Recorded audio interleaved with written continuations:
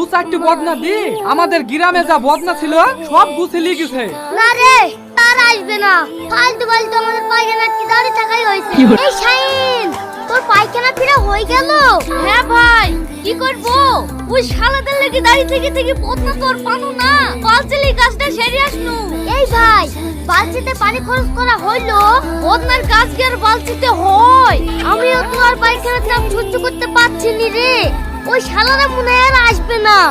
যাই, আমিও বাড়ি থেকে বালতিলি কাজটা সেরে নেই কি। পারলে সাথে একটা মগটুকু নিয়ে যান, তাহলে লুঙ্গিটা ভিজবে না। ও তাড়াতাড়ি বালতিটা দাও গো। আর চিনি কোথায় যাবে? পায়খানা পিটতে যাবো। মগটুক থাকলে দে। আপনার নাই বাড়িতে?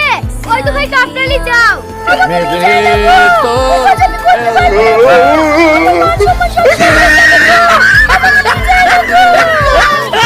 এইবার বুঝতে পারছি আমার প্রয়োজন আমি ছিলু।